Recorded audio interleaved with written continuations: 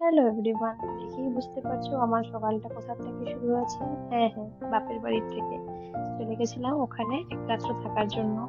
সবাই বলে কি সামনে থাকলে অনেক যাওয়া হয়, অনেক থাকা হয়। হ্যাঁ, যাওয়া হয় ঠিকই, কিন্তু থাকা হয় না এখন আর আগের মতো। আগে যখন একটু দূরে থাকতাম তখন এসে থাকা হতো, কিন্তু এখন কি হয়, সময় মিললে থাকতে ইচ্ছা করে না, কোনো থাকতে ইচ্ছা করলে ভাবি যে ছেলের পড়াশোনা আছে, সব মিলিয়ে আর থাকা হয় না।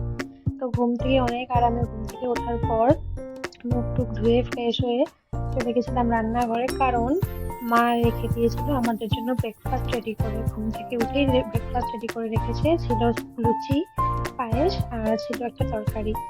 বাপের বাড়িতে তো এটাই মজা, যতদিন মা বাবা আছে ততদিন তোমাকে এইভাবে হাতে তুলে খাওয়াবে। তো দেখো, ঘুম থেকে উঠে যেটা ঘরে কখনোই পসিবল হয় না, আমাকে করেই খেতে হয়, সবাইকেই করে খেতে হয়।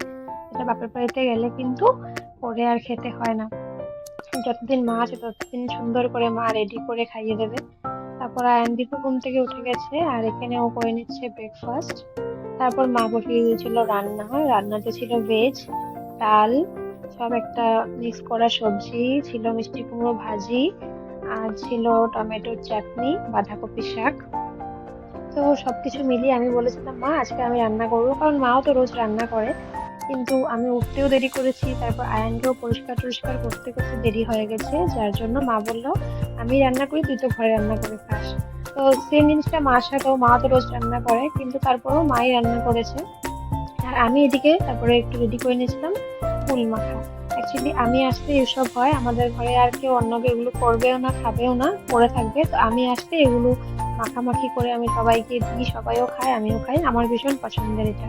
আর এটা করতে করতে মা আমাকে কিছু চিপাতে লাগিয়ে বলছে, দেখ এটা লবণটা ঠিক হয়েছে কিনা। আমি বললাম যে হ্যাঁ, সবকিছু ঠিকঠাক আছে। তো চলো এখন আমরা সবাই মিলে পুলটাকে এনজয় করি। শীতকালে না এই মানে মাখাটা যারা যারা পছন্দ করো তারা জানবে কতটা মজা লাগে এটা খেতে, স্নান টান করে দুপুরবেলা এসে। আর এদিকে ভদ্রলোক চলে এসেছে, আমাকে সারপ্রাইজ দিলো। হঠাৎ আমাকে ফোন করে বলছে যে ও আসছে, তারপরে আমি গিয়ে গেটের সামনে ওয়েট করছিলাম ওর জন্য। তো আমরা যেহেতু এখানে আছি তো ও আর ঘরে যায়নি, ও এখানেই এসছে। আর এসে দেখো, ওর আদরের ছেলে পাপাকে এক সপ্তাহ পরে পেয়ে কতই না আদর করছে।